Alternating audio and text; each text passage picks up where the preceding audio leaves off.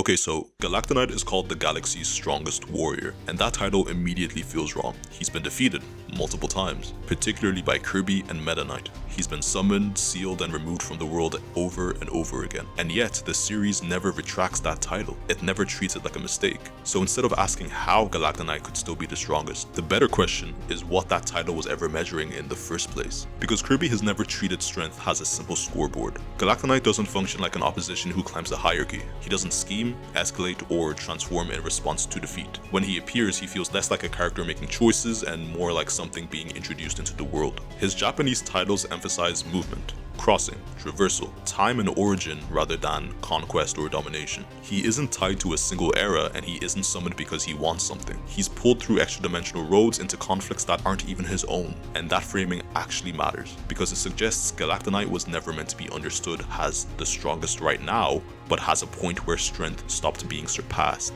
I really need to stop using physics as analogies, but hear me out. The strongest force in the universe isn't the one that wins the most interactions. I mean, gravity loses constantly on a smaller scale. Electromagnetism overwhelms it everywhere. But gravity still decides how galaxies form. It sets the structure everything else operates within. And I feel like Galactonite fills a similar role. At the moment his title was earned, nothing could naturally surpass him. Conflict escalated until it reached him, and then it stalled. Power stopped progressing upwards and started circling around the same ceiling. And that's when he stopped being impressive and started being a problem. Because a universe that can't surpass its strongest figure can't move forward. And this actually explains something Kirby has always done with Galactonite. He's never executed, he's never redeemed, and he's never corrupted into something else.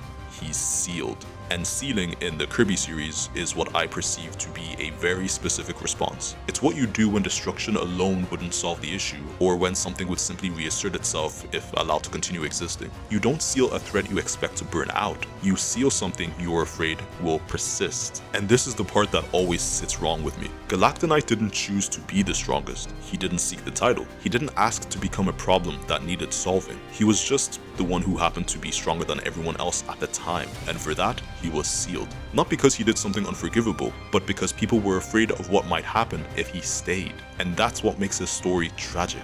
He wasn't punished for his actions, he was punished for his existence. And the worst part is, the history of this world suggests that they weren't wrong to be afraid. And the Spears of the Heart actually reinforce this idea. These relics weren't designed to kill. They were used to contain Void Termina, a being that reality itself couldn't resolve through force. And that same visual language appears again when the Aeon hero attacks, raining down weapons that resemble those spears. That suggests Galactonite wasn't just powerful, but he wielded power meant for situations that had no clean ending. And that power followed him forward. Every appearance makes him stronger. More energy swords, more control, more presence. Not in a way that suggests evolution, but accumulation, or memory, or carryover. The Galactonite you fight throughout the series isn't a group of alternate Galactonites plucked from different points in time. It's the same one, enduring across eras that were never meant to include him. So when Kirby defeats Galactonite, it doesn't invalidate his title as the strongest. It marks the moment the universe finally surpasses the ceiling he represented. And just notice how the universe responds. Galactonite isn't allowed to adapt to that loss. He isn't reframed. He isn't given a new role like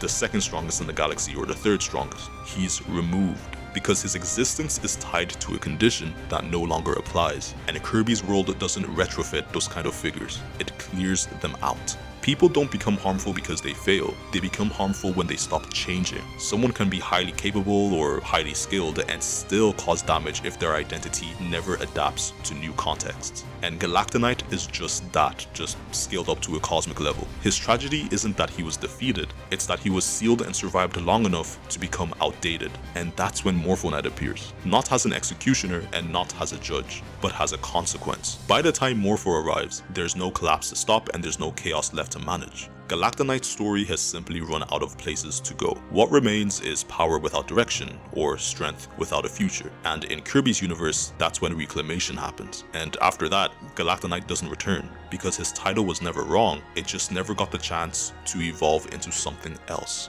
Galactonite is still remembered as the galaxy's strongest because that's where time left him. His story froze at the moment nothing else could surpass him, and the universe chose not to carry that freeze forward, so it didn't replace him, it ended the loop. And that's the real tragedy.